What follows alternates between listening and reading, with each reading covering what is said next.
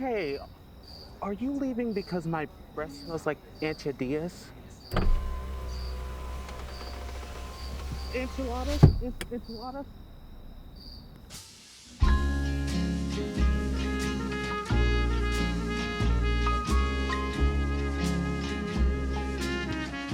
Hey, I don't have my driver's license. Can you take me home?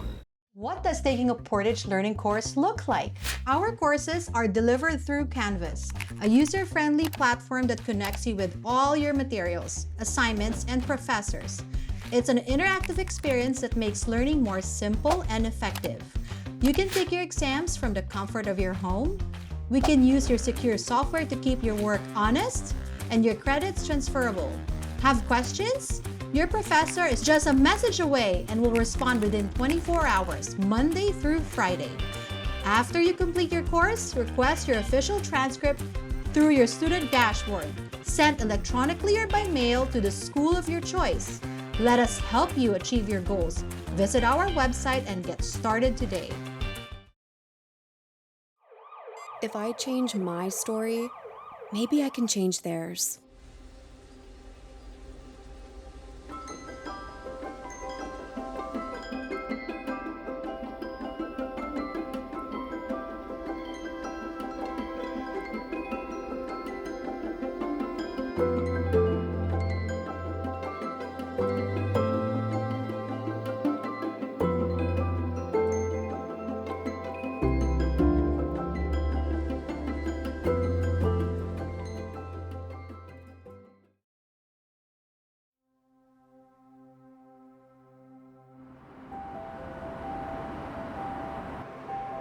And in part 4, can you just summarize why did the blue dextrane include, why did that soda, and why did the cytochrome C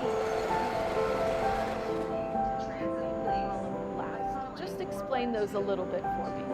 That's the last lab in General Chemistry 2, and I've enjoyed going through these labs with you. I hope that in the future, as you are out and about, you'll be thinking about how chemistry applies to your everyday life. Thank you.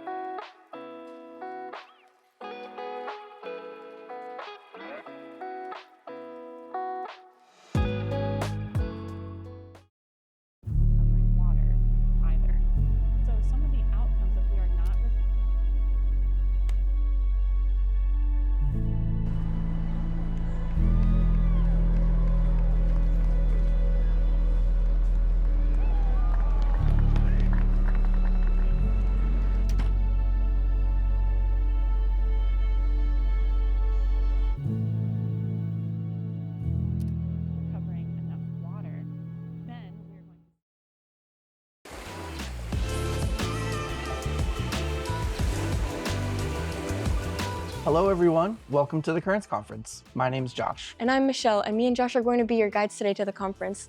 We wanted to put this conference together to kind of show you a little bit of behind the scenes. So that means what goes into the courses, some of the courses that we have, what we're working on, some of the things that we've been developing as a company, and some of the great things our film team has been working on.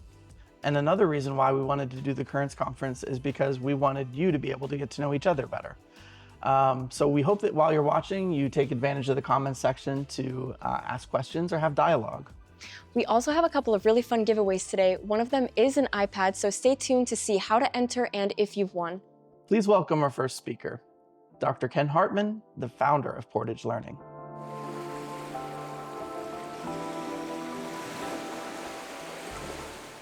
Hi, I'm Ken Hartman. I'm the founder and chairman of the board of Portage Learning, and I'd like to tell you a little bit about how Portage Learning came to be. In 1972, as a fourth-year college chem prof, I started teaching a high school equivalent basic lab chem course to a group of about 15 students who were underprepared in chemistry at the request of a local nursing school. 30 years later, that one classroom course had evolved into a 6-course distance learning program, including biology, lab chemistry, and 4 math courses called Nursing ABC, which served over 1,000 students at 50 nursing programs and earned accreditation by the Middle States Accrediting Association. But as nursing education shifted to the 4-year BSN model, college courses were required as prerequisites. And in 2011, Nursing ABC, in partnership with Geneva College, created a college prerequisite course program, and Portage Learning was born. In the first full year of operation during 2012, Portage Learning employed 6 faculty and staff to deliver 5 lecture lab courses to 170 students. It's estimated that this year, 2025, our faculty and staff of about 150 will deliver our current 31 lecture lab courses. Because the Portage Learning courses are fully accredited, 100% online, that is all lecture lab reading and application materials included, asynchronous with no semester schedule, and self-directed, you can start at any time and learn from anywhere your laptop will operate. Our mission at Portage Learning is to support academic institutions by delivering high quality and innovative courses to their students in order to complement the excellent education those institutions already provide. At Portage Learning, we believe in service to the individual and our community by practicing certain core values. We choose to believe the best in each other and in every interaction, which allows us to be our best and draw out the best in others. We believe all people have dignity and are worthy of our attention and our very best efforts. We respect, appreciate, and trust the knowledge and skills each individual contributes as we work toward our common goals. We desire to foster an environment that encourages creativity and the pursuit of excellence.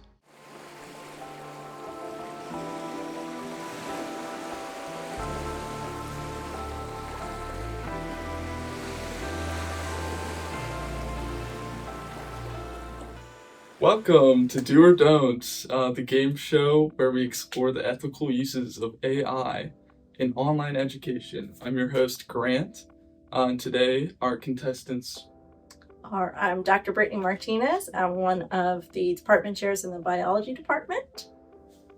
And I'm Dr. Diana Rice. I teach psychology and I'm also the VP of Academic Affairs. Very cool. Thanks for introducing yourself.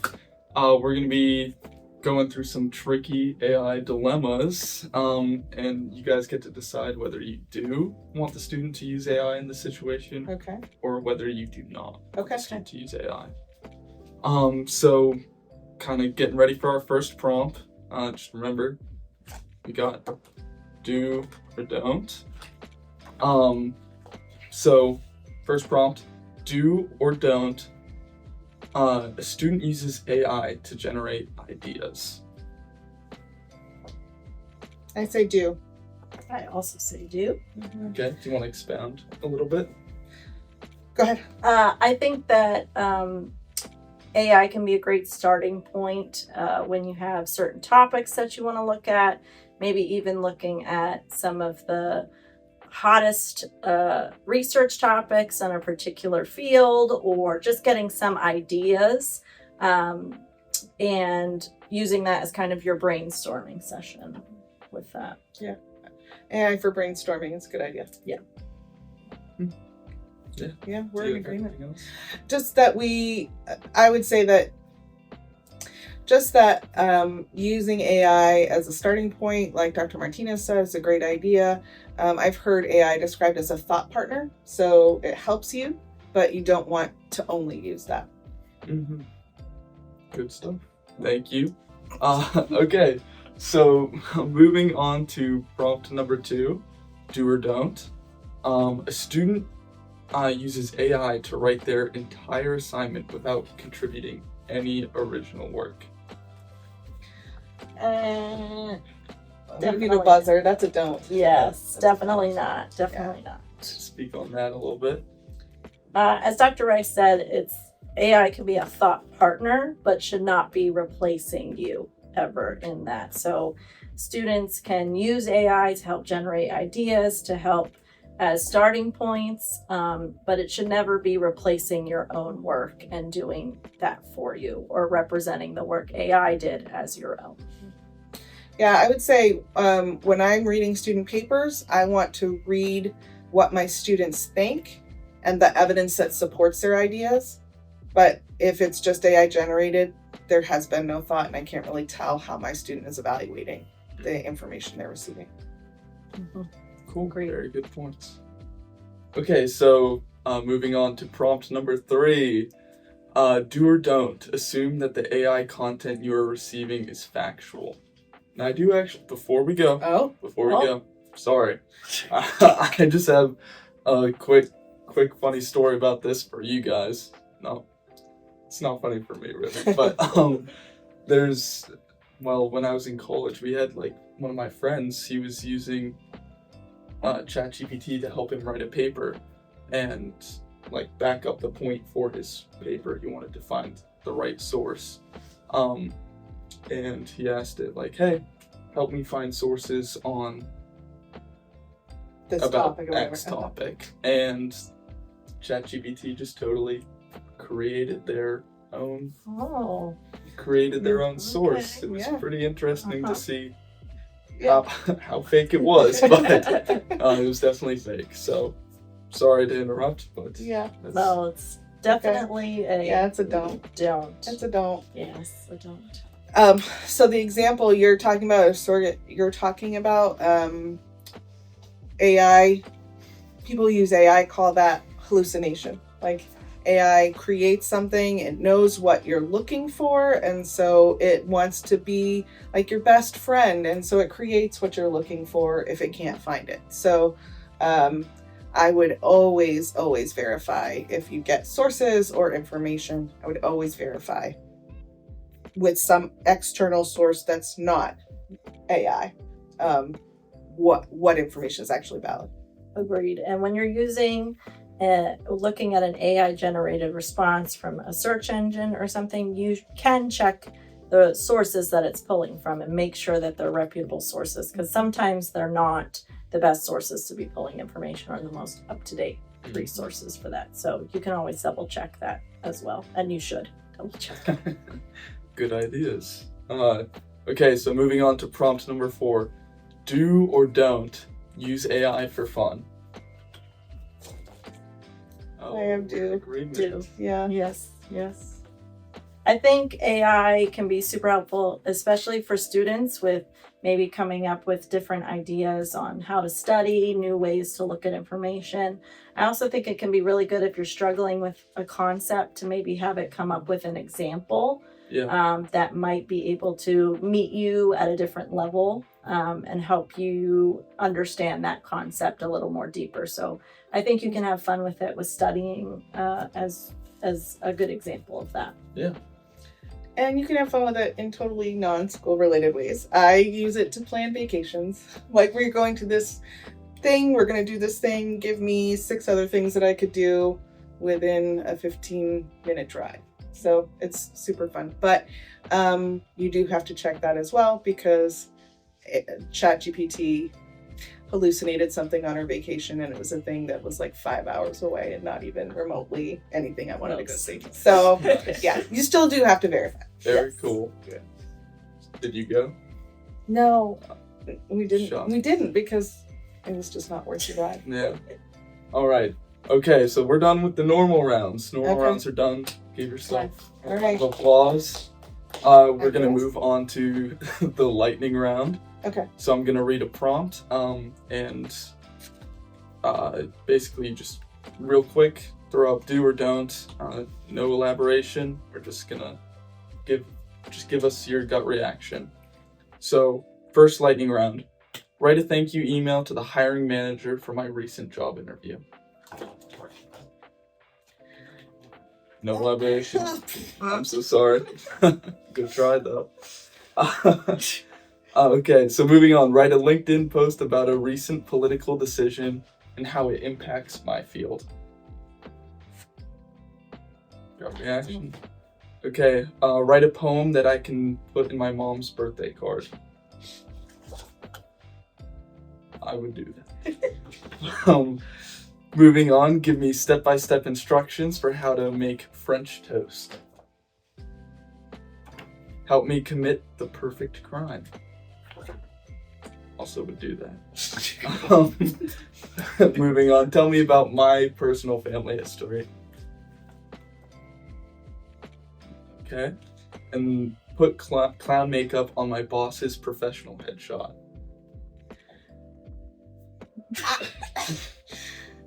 It depends on the boss. No. Moving on. Moving on. Use AI to help me think of a creative way to ask my crush out on a date. Okay. That's for you guys. Okay, yeah, so now's kind of your chance for both of you. If there's like a specific do or don't that we haven't really covered and you'd like to make sure that all folks at home get to see or hear from you guys. I would just say keep in mind that it's a tool, and no tool is perfect, and no tool fits every circumstance, right? So if you need a hammer, a screwdriver is going to be pretty difficult to get that done. AI is a tool, and it's not going to fit every situation. Yeah. And I think with it, it's still relatively new and changing a lot. So that's something to keep in mind as well. And just as with any tool, again, like it shouldn't replace you or your own work. It should still be something that helps you, but that is not taking your place in whatever work you're doing. Very cool. Sweet. Thank you both. I hope this is as helpful for you guys as it is for me, but I think this is a great way to learn from each other and just thinking critically about AI and its role in today's society. So that's all we have for today for our episode of Do or Don't. Thank you to both of our contestants. Thank you. A round of applause. Thank you for the answers, and just thanks for coming out. And thank you to you guys for coming out. So yeah, just remember AI is a powerful tool, but it's up to us to use it ethically. So we'll see you next time. Wow, that was an awesome session. I know, I can't believe I get to work with people like Diana and Brittany. So can you tell us about what's coming up next? Sure. Our next speaker is actually a really special one because it's one of you guys, one of our students. That's right. It's someone who's overcome a lot of obstacles on their way to becoming a nurse.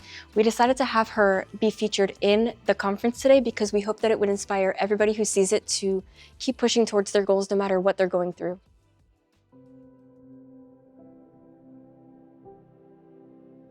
So this necklace, this chain was my husband's. This is a cartouche from Egypt. So I wear this because it makes me feel like he's with us. He always would sign all his cards, "Love always, Donna."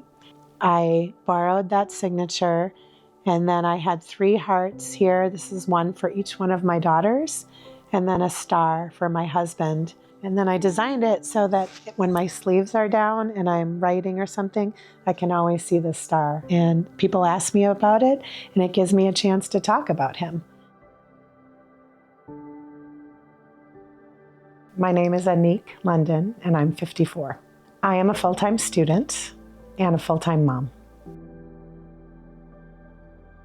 It was our first professional family photo in a while.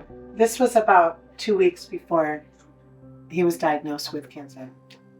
Donna and I met in Kansas City in the late 1990s. He was very, very smart. He was very, very kind, very calm. Everyone loved him. We like to do the same kind of thing. One time we were out to dinner when we were dating, and we said, let's go on a vacation together. Well, most people might say, yeah, let's go to Florida, but we were like, let's go to Egypt. And so I think when you take a trip like that with somebody outside of the country and it goes awesome and you really get along, I think after that we knew.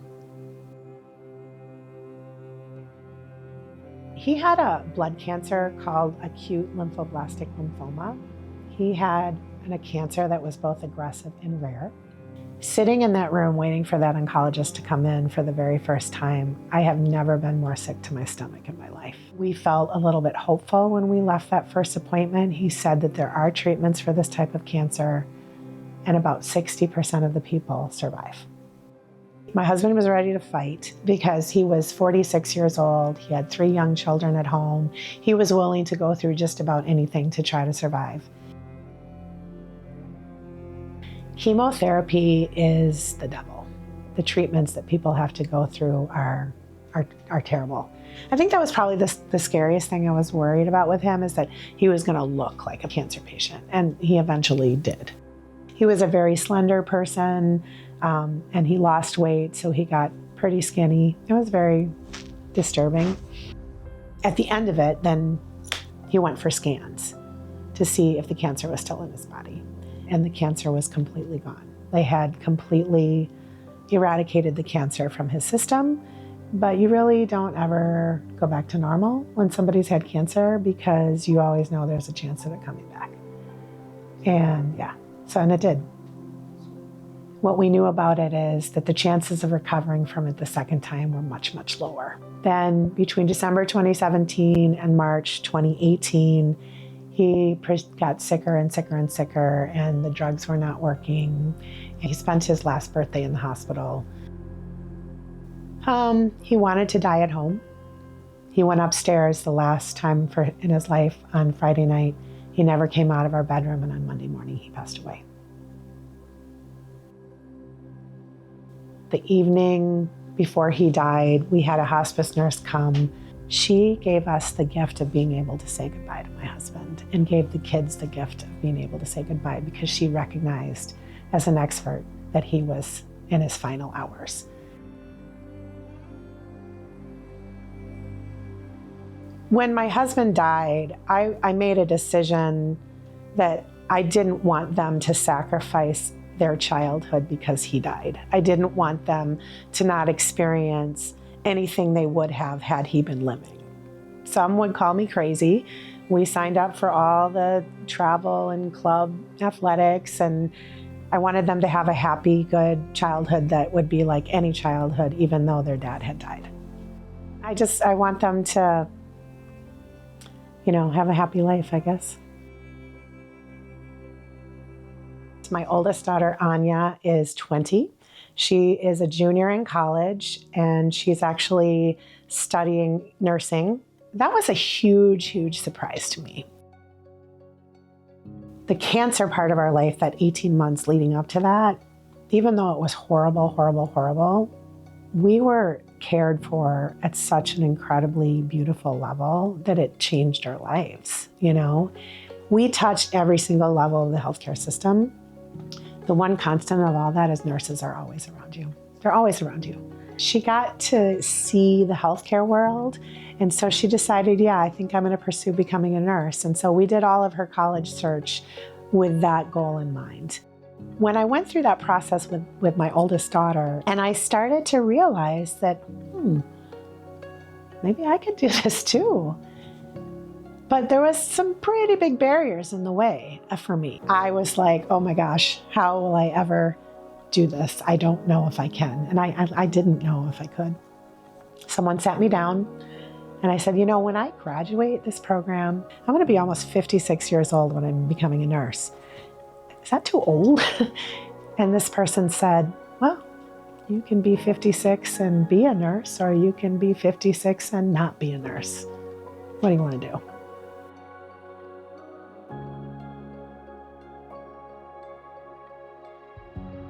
I sat in this lobby and took the very first phone call of the very first acceptance that I got from nursing school. So every time I go through here to study, I always think of it. It was such an incredible moment that all this hard work that I had done, and I knew I had a spot. I got accepted.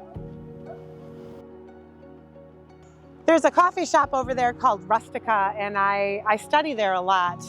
One day I was studying there and I realized I was overlooking the hospital and I could actually see the room where he was admitted. And, it was just a moment, because here I was doing all of this nursing, and yet there I was looking at the hospital, looking at the room, looking at my nursing coursework. So it's kind of special to me to be able to see that and just kind of remember, the worst possible thing happened to us, but we're taking something really bad and making the best that we can out of it. And that's, hopefully I can share my experience, my perspective, the empathy that I have for people going through very, very hard times.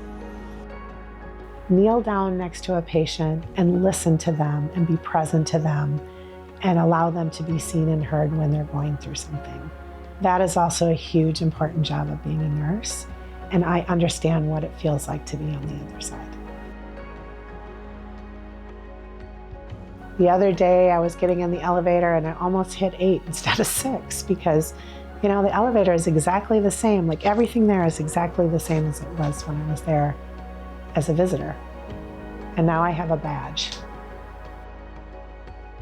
I think one of my favorite quotes that I have seen is that you haven't met all the people that are going to love you yet. And that's what keeps me going.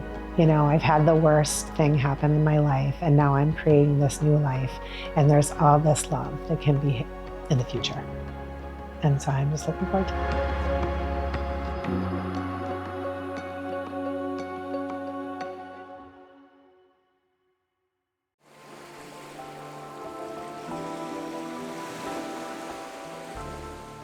Hello, everybody.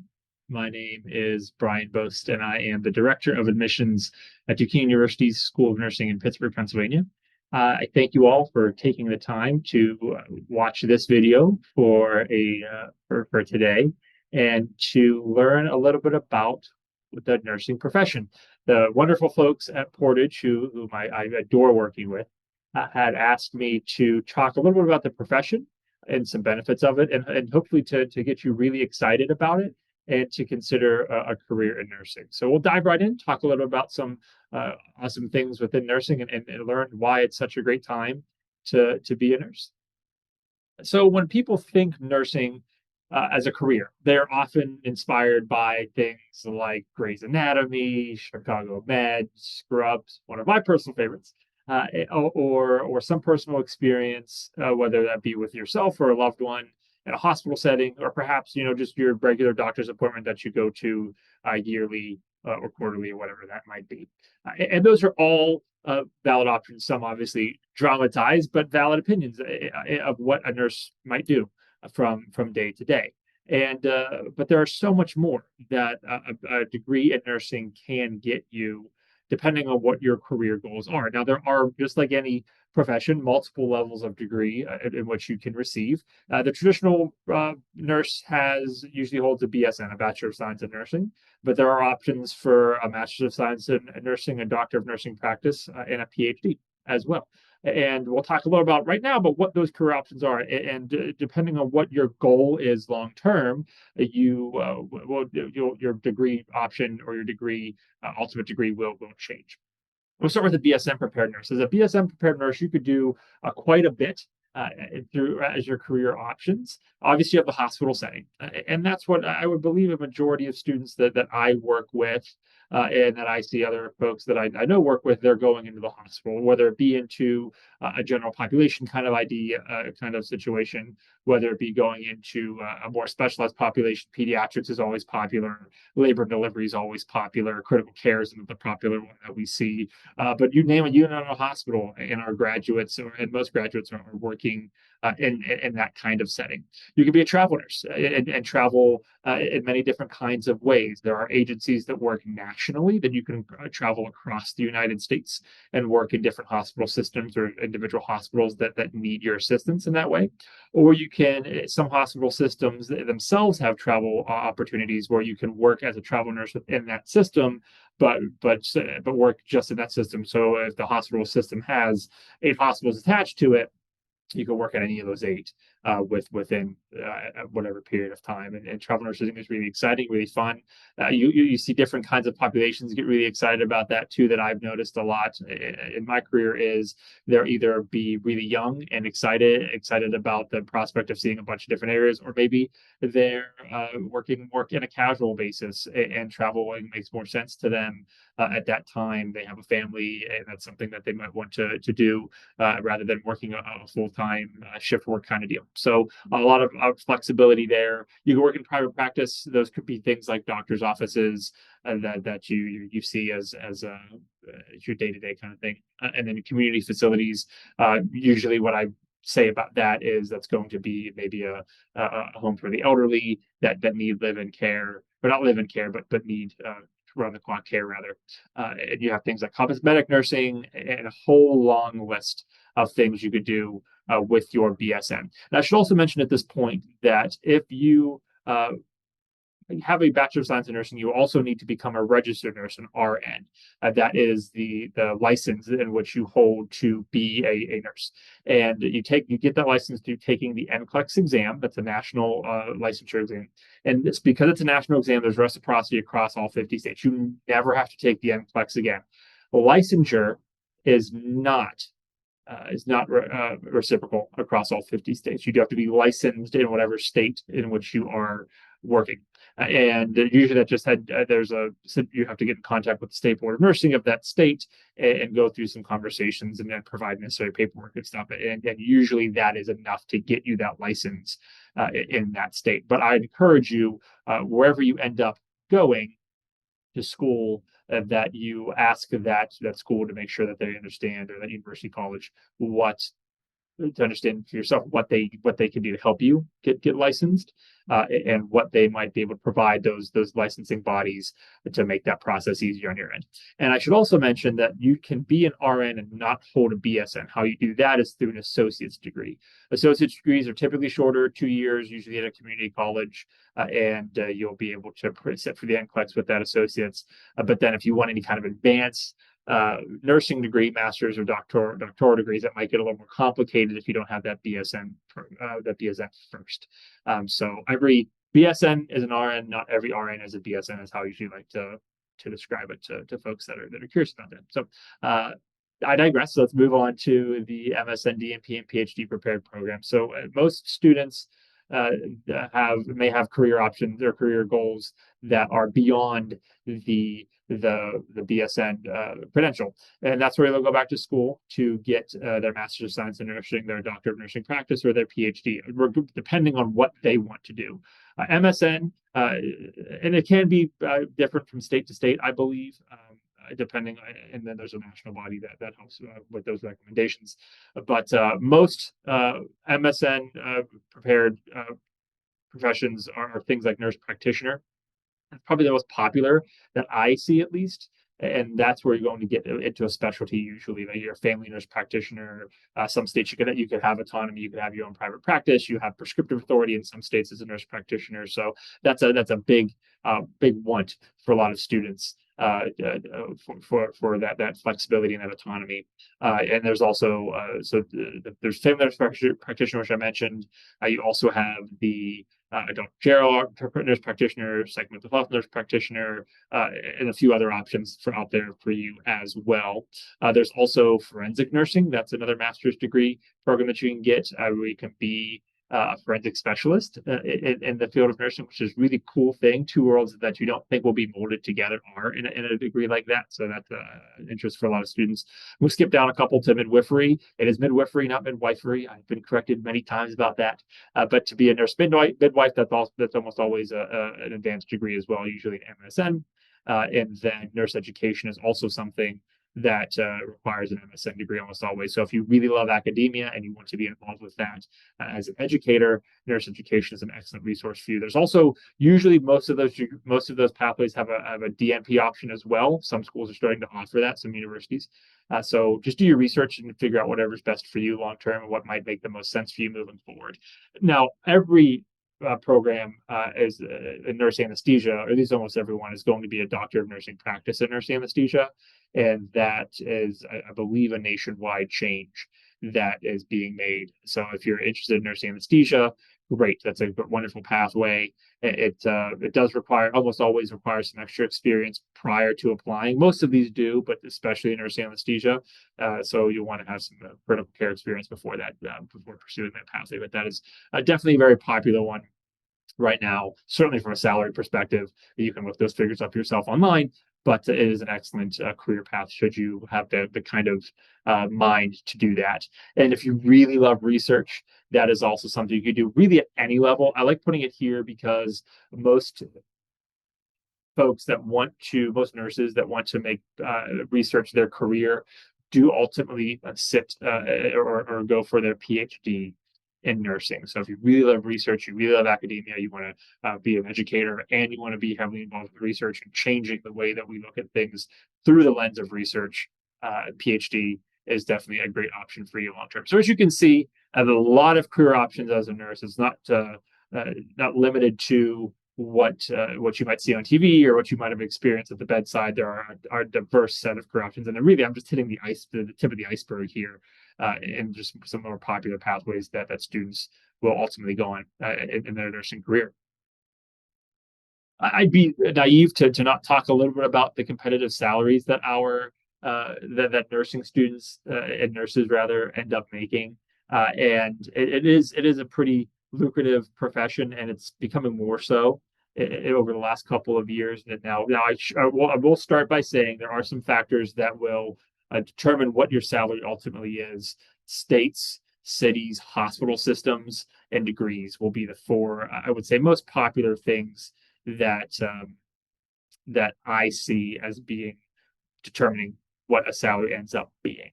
And also specialties. Certain specialties might be offer a little more money, like nurse anesthesia we talked a little bit about. They're offered much more long term. But as a RN, as a BSN prepared nurse across the U.S., according to nurse.org, the average salary is $74,040 annually, and that is across the U.S. again average. So certain cities pay more, certain states pay more, just like any job in any field. But there are a lot of nursing hospitals that are offering nurses more money as time goes on. So I hope that the number continues to increase annually because it's desperately needed, and I think it's well deserved for the students and the nurses going through that profession. And I would be remiss if I didn't talk a little about that job placement. It's an excellent market right now for nurses. They're, according to the AACN, which is the governing body essentially of nurses across the U.S., there's an expected shortage of, or they're not expected, but an actual shortage of 78,610 nurses, full-time nurses, this year, 2025. And there's expected to be some movement in the next 5 years, but the shortage has been something that's been around for a darn near a decade, as long as I've been involved with the nursing profession. And I think something that's not going to go away. And because of that, job placement for new nurses is darn near 100% in a lot of cases. Again, statistically speaking, we're looking at 90 to 100%, and different factors play into whether you're closer to the 90 or closer to the 100. but that's an amazing statistic. If you get a degree in nursing, you're almost guaranteed a job that pays pretty well starting, and you go up from there. And it's challenging work.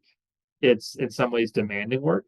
But I think one thing that I didn't put in here that I think is worth saying is if you have a heart that is full of compassion for your fellow man, woman, for your neighbor, and you just want to care for people as best as you can, nursing is the right career for you. It is a career that is full of caretakers and full of people that want to truly make people's lives better. So if that describes you and you've liked what you've seen today, I very much hope that you consider a degree in nursing long term, and that you are ready to take on the world. So thank you so much for your time. Thank you for your desire to learn more about the profession. I would put my contact information here, but you could find me on the internet pretty easily, I think. So if you have questions about nursing as a profession, please don't hesitate to reach out. And I hope that you have a great day. Thank you so much. Hello, everybody, and welcome back to the Currents Conference. Here we have Professor Tammie Kephart. She's a registered dietitian, and she's going to help us with some study snack tips. Thanks. It's great to be here. I'm so excited about this. Now, I think that everybody can agree, you've gone through this before. It's time, you're sitting down, you're trying to focus, you're trying to study for that big exam, but your stomach's rumbling, you're getting hungry, you're tired, right? What else happens? You're hangry. I get hangry. Yeah. Sometimes you just go for what's quickest and easiest. That's right. Yeah, because you just want to tame the beast, right? Plus, you're usually tired and you're fatigued, so that really does not help with your study skills. So usually the first thing you do is reach for the phone, call for a pizza, or grab a candy bar out of the drawer, right? Okay, stop. That's not what you want to do. You want to fuel your body and you're going to fuel your mind. So what do we want to do? We want to have healthy snacks. So let's go back to the candy bar. When you eat a candy bar, how do you feel afterwards? Short term good, but long term not so good. Yes. Same? Yeah. Okay, you have that sugar spike because your candy bar has a lot of sugar in it. So your blood sugar goes up, you get energy, you feel like you can conquer the world, you're gonna study, but then the blood sugar drops very quickly and you get back to where you started, right? Okay, so instead, we wanna focus on the right nutrients. Okay, so how do we do that? It's pretty easy. We're looking first at carbs. You want things like complex carbs that have starches. And that could be things like fruits, vegetables, any type of whole grain. Also some protein. So healthy proteins. What do you guys think of when you think of protein? Chicken. Yeah. Chicken. Eggs. Eggs. Peanut butter. Peanut butter. Nuts. Yep. Yogurt?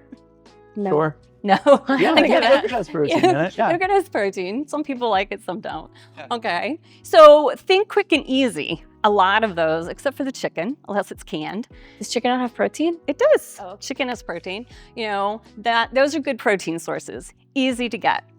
And then the last thing you want, and here's your quiz, out of the nutrients, carbohydrates, protein, what's the other macronutrient, the big one? Ooh, I'm putting you on the spot. Look at me, I don't know. Fats, okay? You want some type of a healthy fat to go with it too. Why? When you combine those three nutrients, it helps to slow down the glucose absorption, so your blood sugar stays pretty stable. You're not gonna get hungry for a period of time. It helps to fuel your brain, so you're able to concentrate, and you're actually able to retain the information better. So avoid the crash. Think in terms of healthy nutrients. And that's what we're gonna do today. Okay? You guys ready? Yeah. You wanna help? Okay. The first thing we're gonna do, I am gonna give Michelle an avocado and a very sharp knife and ask her if she will cut that and mash it. Sure. We are gonna make avocado bites, okay? This is very simple to do. You just need to plan ahead a little bit, make sure you have everything on hand for your snacks. But in addition to helping to fuel your brain, you're also gonna help to fuel your wallet because it's much cheaper to make your snacks at home. Okay, so she is gonna take that and she's gonna use a spoon and kind of scoop out some of the avocado. You want that into this bowl? How about if you put it in this bowl? Sure. Put it in that bowl and we're gonna mash it. And while she does that, Josh, what if I have you take this? The next thing we wanna do, we have the avocado, which is your fat. And avocado is a very healthy fat. It's a monounsaturated fat. So it's great for your brain and also for your heart. Okay, so we're gonna have some mashed avocado, and then we have some little toast bites here. Okay. And we also have whole grain crackers. Okay, so if you wanna put a few toast bites and some whole grain crackers in that bowl. Oh, you're giving me the easy job. Yeah, I'm giving you the easy one. Okay. So you can just put those out. And we'll get our avocado smashed. And then it's gonna be very simple. We're just gonna take the avocado and we're gonna scoop it, put a little scoop on our crackers and our toast. And then on top of that, we're gonna put some cherry tomatoes. Okay. Do these need to be cut up too? They could be. They can be cut in half. Do you want the knife? Yeah, pass me the knife, please. Look out, Gordon Ramsay. I'm coming for your spot.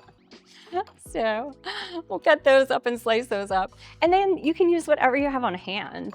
You know, there's no specific recipe for this, just using some of the avocado and some type of a whole grain cracker, whole grain bread or toast to make these. We have cherry tomatoes. You could put some cheese on there. You could put some sesame seeds. You could put some chopped nuts, some vegetables. Going back to the protein, you could do something like a little bit of chicken or turkey, okay, so that you can have it. That's probably good. Okay. We can just take, if you want to take this, put it on top of our Toast bites. I'm just gonna use this one too. I'm making you guys do the hard work. I know. I'm just gonna use the spoon. So after it has the avocado on there, I put the cherry tomato on top of the avocado. Just gonna put the cherry tomato on top of that, you know. If you like olives, you could do olives. Oh, I love olives. If you want to do it how Tammie does it, you could get a friend to come over and cook for you. That's right. Will you direct them? I can do directions and they can cook, okay?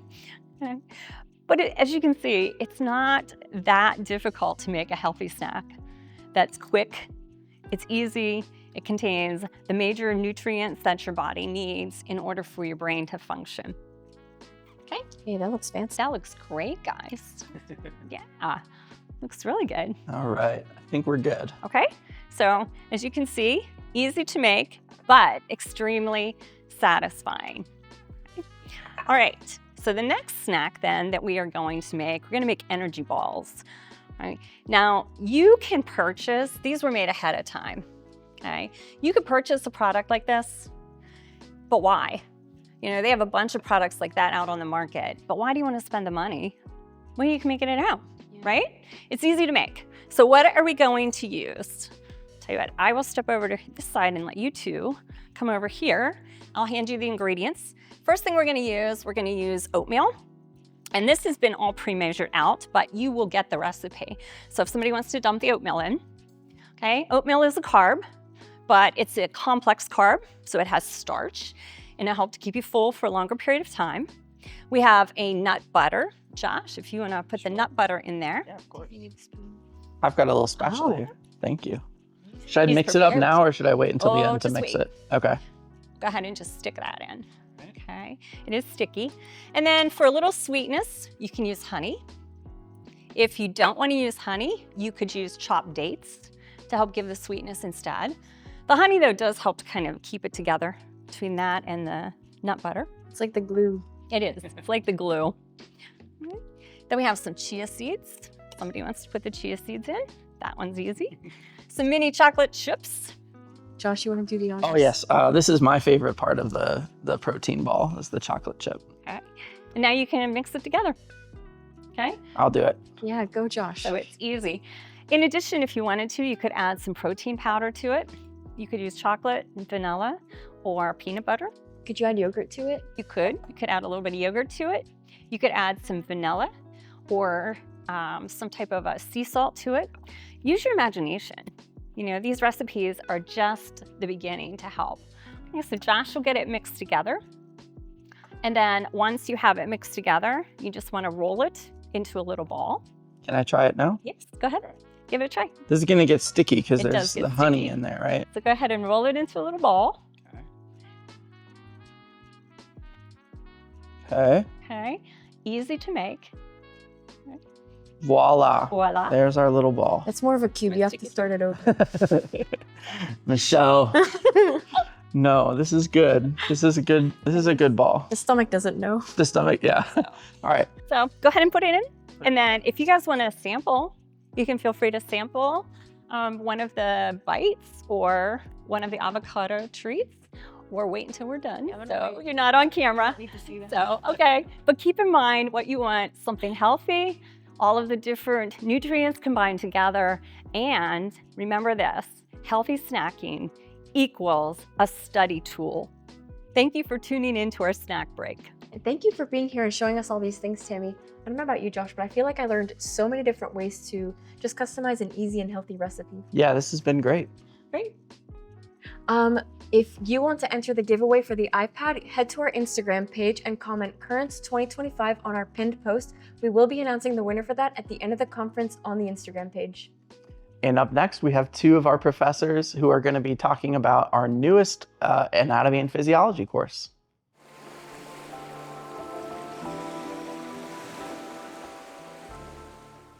My name is Krista Bush, and I have my master's in occupational therapy. And I'm Janine Bartholomew, and I have a doctorate in molecular pharmacology and chemical biology. When I was an undergraduate, I was interested in doing something in medicine, and at the time I didn't know what. I had an awesome advisor and an excellent opportunity as an undergraduate to become engaged in medical research. I liked figuring out how a system worked or why something would happen in the body. And so from that, I became very interested in pharmacology. I went to graduate school and got a PhD so I could do research in that field. What initially got me interested in occupational therapy was when I was 16, my grandmother had a stroke. She had completely lost the use of her left arm and the left side of her body. So it was a really difficult time for our family, but through that time, I spent a lot of time with her therapist, her physical therapist and her occupational therapist. And I had never even heard of this field. I had heard of doctors and nurses, but I had never known that there was a whole rehab science field. So through that process of physical and occupational therapy, she regained her ability to use her left arm and even to be able to walk again. So I was just amazed at the capacity of the human body to relearn tasks. And that got me really interested in the nervous system in particular. The occupational therapist she had was really great at explaining things to me and what was going on inside the body. And that really sparked my interest in anatomy and physiology in particular. One of the things with anatomy and physiology, when you start it as a student, is it is incredibly overwhelming. One of the most complex things we have is the human body. And even those neural networks, they're looking at and they're studying the human brain to even make those. And so, of course, it is overwhelming. Of course, it seems hard. And really, if you want to hear something about what you're doing, there are more vocabulary words to learn in a first-year biology class than a first year of a foreign language. So we are asking a lot of you. The encouragement I can give you is to look around you and see the number of people who have done it before you. When you interact with a nurse, when you interact with a doctor, the scientists who stand behind medical science, there are so many people who have done it. And because we have done it, we are putting together resources and lectures and written material and interactive pieces to break it down and help you to do it every day. And so you can do it. It is surmountable. Many people have done it before, and you're gonna do it too. I think it's easy as a student, especially the first time you're taking anatomy and physiology, to think that this just comes easy, and it has come easy to us, maybe because we're teaching it. And I know for me, that was not the case. The very first time I took anatomy and physiology, I was very overwhelmed, and I had the determination to keep pushing forward because I knew what I wanted to do. I knew that I wanted to become an occupational therapist, so I knew I had to put in the time, the effort, and the energy to push through this class. So I want to encourage you in that end goal as well. So keep your end goal in mind. You will probably know that you want to end up in the medical field in some capacity. So if you do some research and you find out what specific thing it is that really excites you, that gets you really excited and really motivated, that's going to get you through these hard times, the long hours of studies that we're asking you to put in. But keep that end goal in mind. It's going to be worth it in the end. We just want to extend our welcome to you from the biology faculty here at Portage Learning and say we are incredibly grateful to be learning along with you. So I know I've said it before and I don't want to beat any dead horses or anything, but I really can't believe that we get to work with so many amazing people. It's true. We hope that you all are enjoying the conference so far. Up next, we have our Q&A portion, and all of our questions we pulled right from you guys from our social media pages. If your question didn't get picked, or if you still have information that you want to know, you can go to our social media site or go to portagelearning.edu. Or you can call us. Yes, or email. Or send a pigeon. Send a pigeon.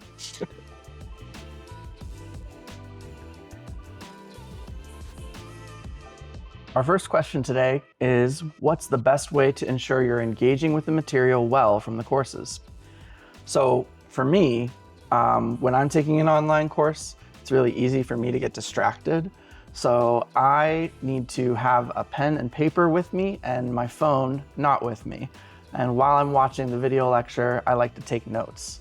Another thing is making sure that I'm not doing it for very long periods of time. So needing to break it into smaller sections of time so that I'm actually fully focused and fully present on what's happening. Yeah. How about you? What helps me, honestly, is knowing what's expected in the course. And thankfully, each one of our courses has a course outcome so that you know what's expected of you in the course.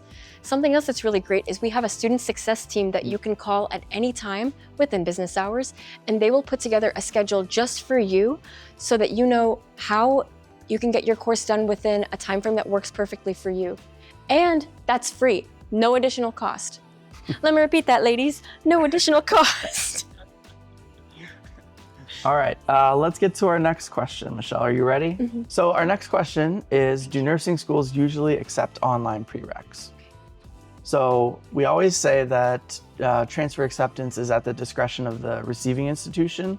However, I will say that our courses are widely accepted. We've sent transcripts to over 2,000 schools, and that number is just going up. And so one of the reasons why we're able to convince so many people that our online courses are transferable is because of our online labs. So our labs are successful demonstrations of what you're supposed to be seeing. If you're in a real live classroom, you might be sitting in the back row, or the experiment might go haywire. But every time you watch a Portage Learning Lab, it's what's exactly supposed to be happening. Michelle, our next question is cost? ? Very insightful. Get ready for this one. $223 flat fee per credit. That's right. That's it. No additional costs. You don't have to pay for textbooks. You don't have to pay for subscriptions. You don't have to pay to enter your module. Nothing. $223 per credit, period. Okay, so this is kind of similar to a question that we had earlier. Are courses flexible enough to balance with a 9 to 6:30 work schedule? What do you think, Michelle? I think that's why we exist. Yeah. Honestly. Yeah. So you heard from Dr. Hartman earlier. He started working in the 1970s with some nurses who were working full time, who probably had families, and they were having a hard time, finishing coursework. So if you work 9 to 6:30, then Portage Learning is for you. One of the ways that we like to put it is that we fit into your schedule so that you don't need to fit into ours. Okay, next up, Claire asks, what is the best class to start with? That's a really good question, and it honestly depends on you, your goals, and your program requirements. As with all of our courses, before you register for any of them, and this really is true for any online course, talk to your school's registrar and ask them if our credits will be accepted and transferred to your program. And if you have any questions, you can go to portagelearning.edu, download the syllabus, and bring that to the meeting. You can see if there's any suggested prerequisites and go into your course with confidence. This question from Faith says, how does the experience differ from in-person lectures? That is actually a really good question. One of the biggest differences is that you can pause the lecture at any time and rewind it. So you can rewind 1 little second, or you can rewind the entire thing. Totally up to you. So this question from Regina says, if courses are self-directed, is there typically a timeline on how classes can be managed? So no, our courses are called asynchronous courses, which means that there's no specific timeline. However, there are a couple of time rules that are important to keep in mind as you move forward. So the first rule is the 48-hour rule, which says that you cannot take a module exam within 48 hours of one another. So if you take your Module 2 exam on Tuesday, you're gonna have to wait until at least Thursday at that same time to take your next module exam. The other thing is that we wouldn't support trying to complete the course in fewer than 4 weeks. So if you're in a rush, that 48-hour rule is something that you have to work with. So you can't rush through the course and get it done in less than 4 weeks. Most students, I would say, take 8 to 12 weeks to finish their course, but you do have longer when you sign up for a course to complete it. That's just the average that we've worked out. Michelle, how do I motivate myself in an online course? That's a really good question. There aren't really any external motivators in an online course. It's really just you. But like we said before, we do have our student success team. So if you do find yourself having trouble getting motivated, you can always email, call, carrier pigeon one of our team members, and they will help you at no additional cost to set up a schedule just for you. If that's still not enough for you, what I really like to do is break it up into smaller bits. A whole module is sometimes too much for me, so I like to do part 1 of the first module on Sunday. That's enough for me. And then maybe on Monday, I'll finish up with part 2 of the first module. So just break something big down into something smaller. That's a good idea. Don't forget to reward yourself, really. Like, you are taking a college course. Yeah. That's not easy, and you're doing it all on your own. You have our help, but truly, this is all you. Reward yourself for finishing that quiz. Get yourself a treat for finishing that exam and doing a good job. What's your favorite treat, Michelle? I like an ice cream cone. What about you? Coffee. Oh, that's boring. For sure. Get ice cream. Coffee's delicious. All right, next question. Kimberly Castillo says, how accessible are professors during the courses? So your professor is a one-on-one instructor assignment, so that's kind of cool. You have the ability to email them through your student dashboard, and you can connect with them specifically about course-related questions.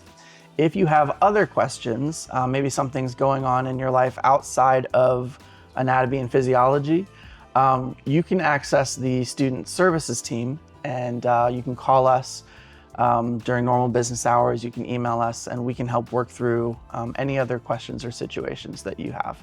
But by and large, I would say that Portage Learning is very accessible, and they're real people who want to help you navigate your real problems and help you achieve your real goals. We're also really responsive. I think our average response time is 1 business day. Our last question, how challenging are Portage courses compared to nursing prerequisite courses taken at an in-person school? The reason that we're accepted at so many schools is because we are really just as challenging as an in-person prerequisite nursing course. Really any prerequisite course, no matter what your major or your goal is. It is online, but that doesn't mean it's easy. It is online, but that doesn't mean that you're not seeing an experiment. That doesn't mean that you're not getting what you need out of the course and you're not learning. And that's why we take support so seriously. That's why we have people that want to connect with you and help you through the course, because it can be challenging. Well, thank you so much for joining us for this Q&A session. We really appreciate you taking time to ask questions. And again, if you did not get your question answered, go to social media, go to our website, and we'll have information there for you.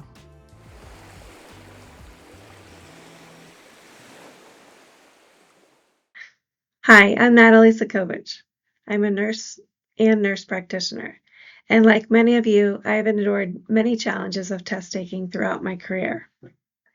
let's face it, it's in the Guinness Book of World Records that the undergraduate degree of nursing is the most highly tested degree out there.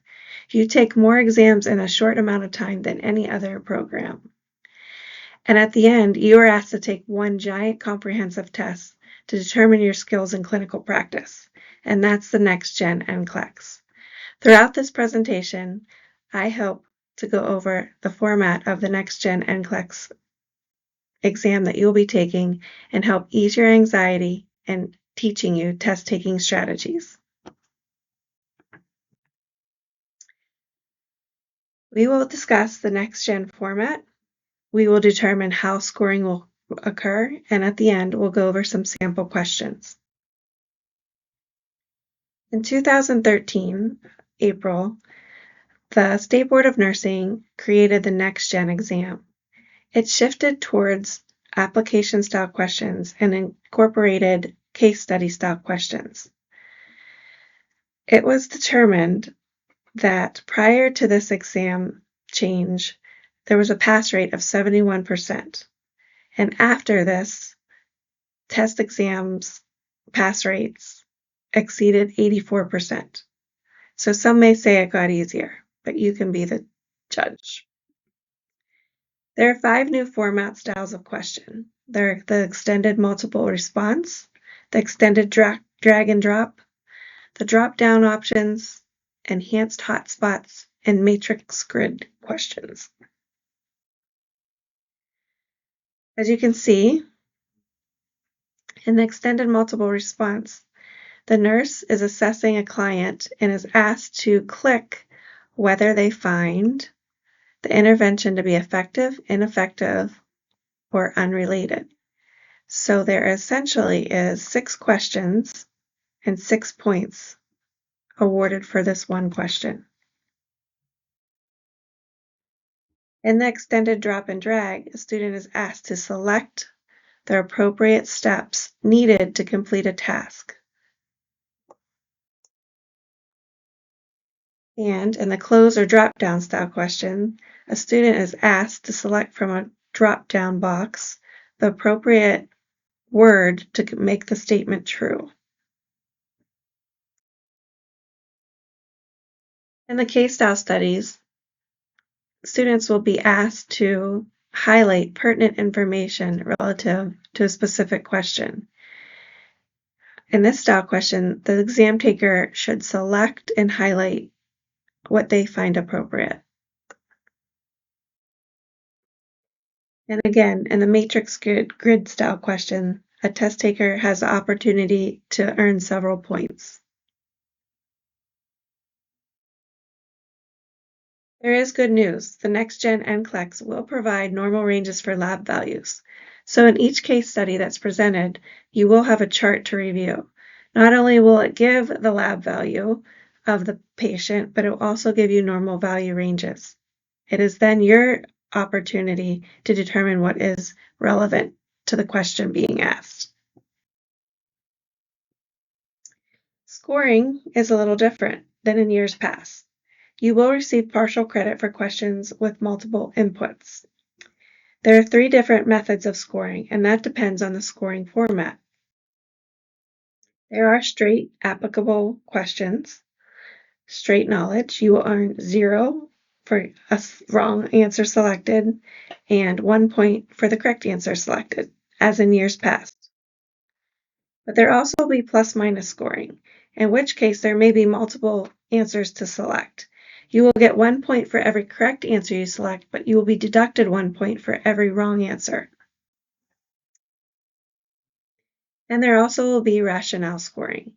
Only points earned when you have the proper rationale explained. The length of the test is 5 hours. You will have 70 to 135 questions. That does not mean that it will take you all 5 hours to complete. And it does not mean you will receive all 135 questions. When the computer adaptive testing feels 95% confident that you pass or fail, it'll shut off. If you make it to 135 questions, that does not necessarily mean you failed. It just means that the computer analyzer needed that amount of question to determine if you were ready to fail or pass.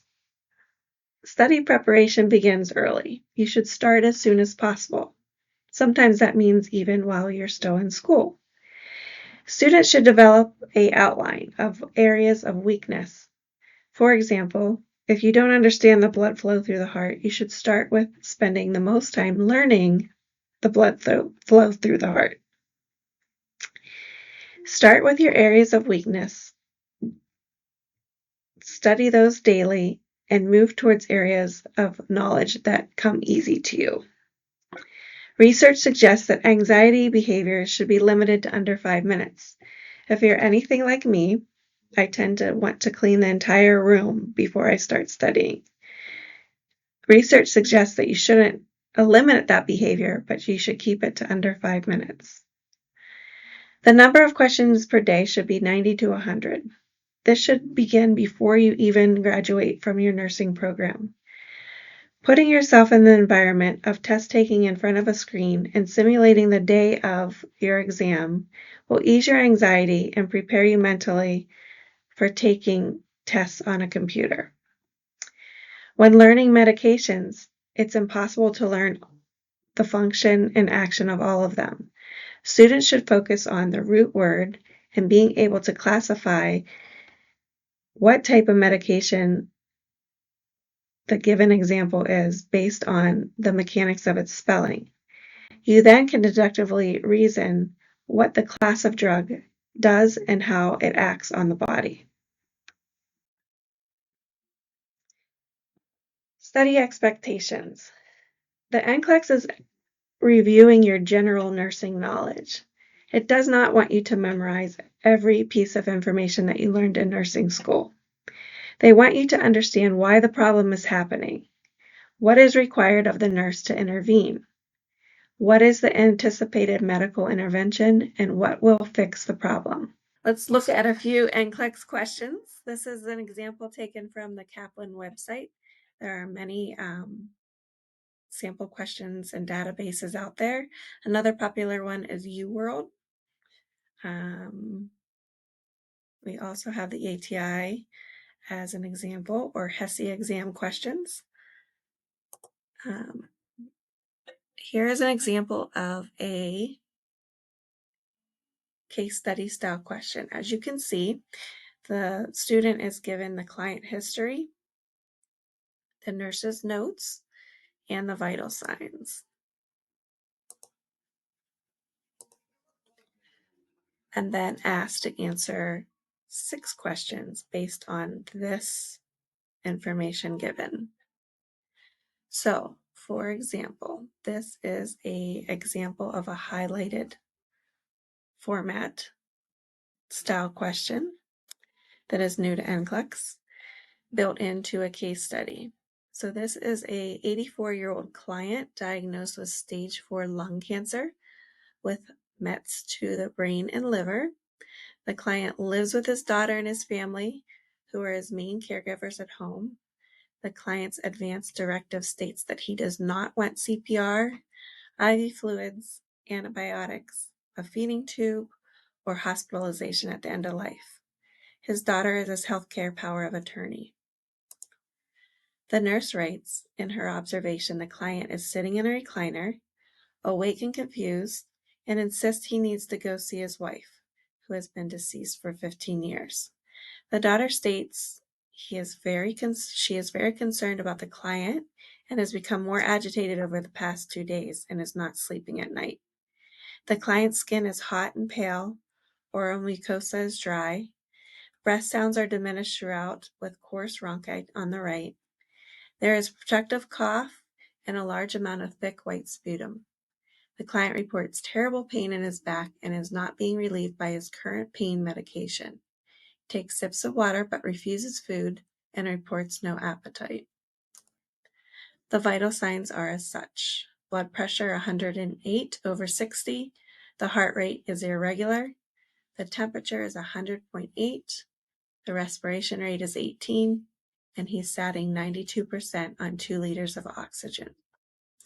The question asks to highlight which is which information given is most important for the nurse to consider when providing care. So as you can see, this is an opportunity to earn multiple points from one question. So an advanced directive information, that's important. Is it important that they are confused, agitated, not sleeping? Is it important to note his blood pressure, his sat rate, the fact that he has a temperature, breath sounds, productive cough, the pain's not relieved, and he's only sipping water and refusing food? In my clinical judgment, I feel every piece of information here is important. So let's see how it's scored. So we earned 12 points on this question, and we missed 0. If we only selected 6 and left 6 blank, we would earn 0 points on this question as well, because there was a total of 12 points to be awarded, and 6 incorrect would wipe out the 6 that we did get correct. In the end-of-life care, the hospice nurse must first consider the client's preferences for care, as communicated by the client. An advanced directive details the client's preferences for end-of-life care, as well as identifies the healthcare proxy. Change in mental status, confusion, agitation are symptoms of deterioration, and assessment findings indicate the client is having increased respiratory difficulty and pain. Refusing food and only taking sips of water, although not unexpected at the end of life, are highly significant for end-of-life prognosis and care. Again, we're given the same scenario, the same case study to answer question 2, the history, the nurse's notes, and the vital signs. And in this question, they're asking us to indicate specifically four findings that require immediate intervention. So we have an irregular heart rate. The client is awake and confused. The caretaker reports increased agitation, not sleeping at night, productive cough, pain unrelieved by medication, and decreased oral intake. In this question, I would ask the learner to select the answers that are most important and within the nurse's scope of practice. Can we do anything about an irregular heart rate at this point? Likely not. The client is awake and confused. Is that different from any other day? The client reports increased agitation. Can we do something about agitation? Yes, we can. We can decrease the stimulus in the room, and there are many nursing interventions that can occur. They're not sleeping at night. Can we ask the doctor for something that will help this patient sleep? The patient has a productive cough. Can we provide oral care, oral suctioning? That's within our scope of practice. His pain is unrelieved by medication. Can we review his chart and increase his pain meds? Likely. As you can see, I selected 4 answers, and immediately I'm unable to select a 5th because in this question it asks for only 4 assessment findings that require immediate intervention. And here's the rationale. The assessment findings indicate the client is increasingly agitated and restless, has poor pain control, and his respiratory status is decompensating. It is crucial to review the advanced directives and to ensure the client's preferences for care are honored. Priority for hospice care is pain management, symptom control, quality of life, and ensuring the client's wishes are honored. Reassurance of the family as symptoms escalate is also highly important. The next question again gives you the same case study information, but it asks you to complete a sentence and make it true based on the new style of drop-down box questions. So the nurse completes the client's assessment and immediately notifies the healthcare provider, prepares a section, reviews the frequency and amount of pain given. Let's redo this slide. Okay. Again, in question 3, we are given the same case study information and then asked to complete a statement using drop-down boxes. So the biggest issue as a nurse that we find that's happening is that this patient is dying, and it is our job, based on the client's wishes, to make them comfortable. So knowing that information, we select, the nurse completes the client's assessment and immediately reviews the frequency of pain medication given and informs the caregiver that agitation can be due to unrelieved pain, in an attempt to make this client comfortable.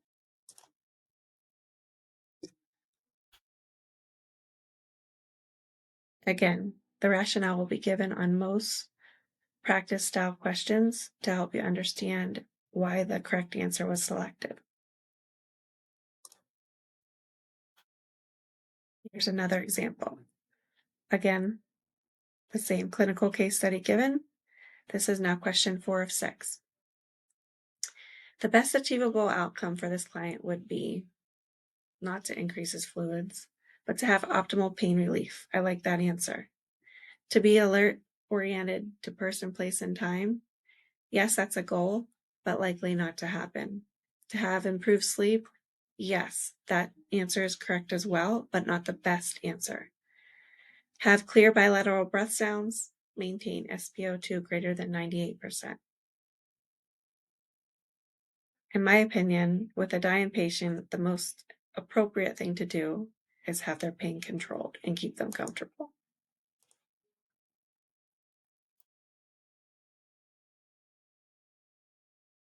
There we go. Let's take a look at a question and how it would be scored if you selected the wrong answers. So again, in this question, there's opportunity for many points. The client's daughter is concerned about the fever and the fact that the client is not eating or drinking, and she requests IV fluids and antibiotics to be given at once. Indicate which nursing interventions are most appropriate for this client. Select all that apply. So, it is normal for family members to be very anxious as a patient is dying. However, it's most important to honor the person's will and advance directive. And in this case, the client does not want CPR, IV fluids, antibiotics, or a feeding tube, or hospitalization at the end of his life. The daughter is his power of attorney. So when selecting the appropriate answers, would we request an antibiotic from the healthcare provider? And as you can see, the NCLEX uses a lot of abbreviations, so that HCP stands for healthcare provider. No, because he asked for it specifically in his living will. Is it important to read the advance directive with the caregiver? Yes, it's important to redirect them to what the client's wishes are. Is it important to instruct the caregiver to provide oral care every 4 hours? Let's select it. Is it important to provide the family with music or massage therapy for the client? Yes, because you're trying to keep them comfortable. Is it important to provide oral suction at the bedside? Yes, but I caution with this because deep suctioning can cause more harm. Sponge the client with cold water. While some might find that soothing, others might find that irritating. It may irritate an agitated patient even more. Monitor the client's urine output every hour. Is it important for the nurse? You're likely going to do it, but the end-of-life care, it's not the first priority. Are you going to bring in a peripheral IV? Likely not, based on his advance directive. And are you going to teach the daughter about the signs and symptoms of life? Of course, because you want her to understand what you're doing. And the last question is an ethical question. Are you going to ask the daughter if she would like to pray? Although personally, I would like to do this, it's not assumed that everyone prays. And usually the patient's religion is stated in their last will. So let's see. I selected 5 answers, 5 out of the 10. And if I submit them, you can see I got 5 correct, but I did not select 3 correct answers. So it deducted my 3 incorrect answers from the total amount of correct answers that I selected. And I net with 2 points awarded for this question. So basically, I ended up with 2 out of a possible 8.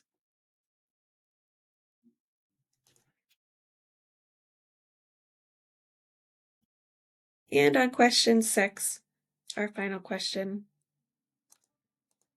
for this case study, we have a nice example of a matrix grid style question, in which case it wants to know at the end of the visit, the nurse reevaluates the client and indicates the assessment findings if they're improved, no change, or show the client has declined.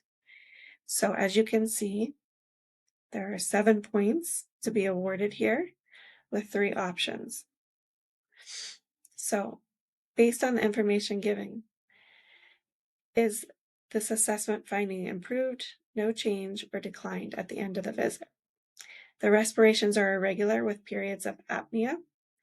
They declined. We did not have apnea at the beginning of our assessment. The client is resting in a recliner, and his respiration rate is 12, and it's regular. That is improved. The oral mucosa membranes are dry. They were dry at the beginning, so no change. The axillary temp is now 102. The client is shivering. The temperature is worse, so that is a decline. The client is calm, not agitated, grimaces with movement. That is an improvement. The coarse rhonchi bilaterally, crackles in the bases. As you can see in a nursing note, at the beginning of our assessment, we only had rhonchi on the right. So now it's bilateral. This is a decline. And we have a productive cough, which was present at the beginning of our assessment. So no change. So there you can see the test taker has an opportunity to earn 7 points if they get them all right. It's important to note that there will only be 3 case study style questions on your NCLEX exam, 2 of which will count and 1 will be a test question. The majority of your questions still will be straightforward style questions in which you are to select 1 right and 1 wrong answer. Thank you everybody for being a part of the Currents Conference. On behalf of the faculty and staff and everybody who helped to create this, we're just really thankful that you took time to engage with us here. We hope that you guys have had a lot of fun watching this, and also, something else is really fun, the giveaway. Make sure to check the social media to see if you've won. And without further ado, our last speaker of the day is the president of Portage Learning, Steve Michalik.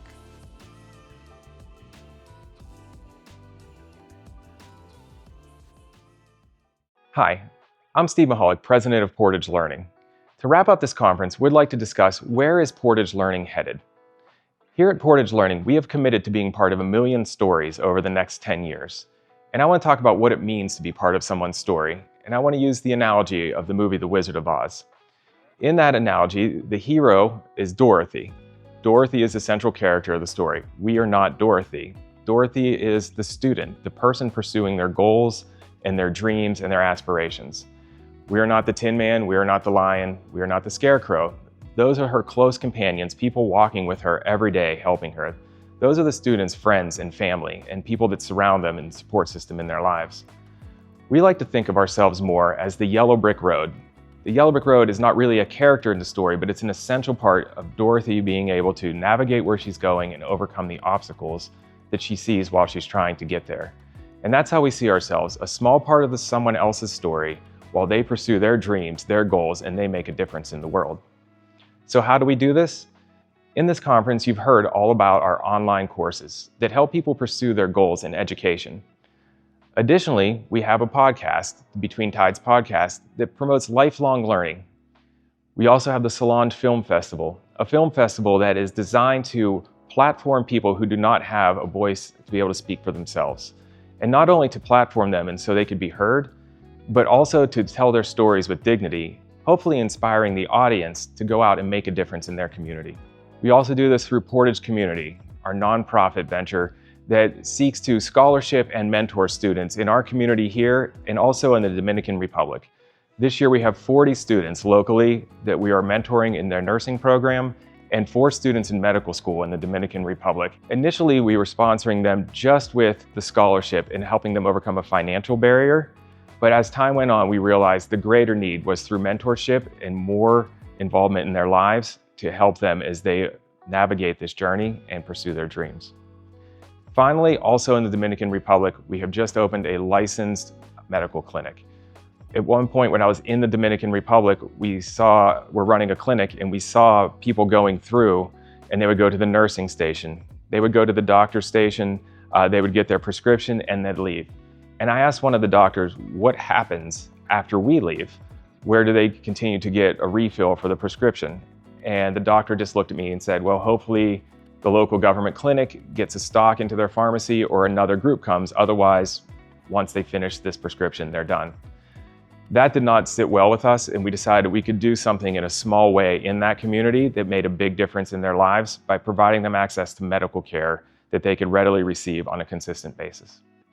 So what do all of these things have in common? They all involve meeting people where they are, not inviting them into our space, but entering their space, seeing what their needs are, and then providing that little bit of help. They know what they need to do. They know what their goals are. Sometimes they just need to get past a bit of an obstacle, and we aim to do that for them so they can continue on their hero's journey to make a difference. So I would like to end with a challenge to you. Where can you do this in your life? Where do you see that you can make a small difference in someone's life that may not even seem like a big deal to you, like a word of encouragement, or just help with a task that seems simple to you and is difficult to someone else, but it will make a big difference in their journey and allow them to pursue their dreams? You may not even see the ripple effects this has in their life or even generationally for them, but one little small act can make a huge difference in someone else's journey. Thank you.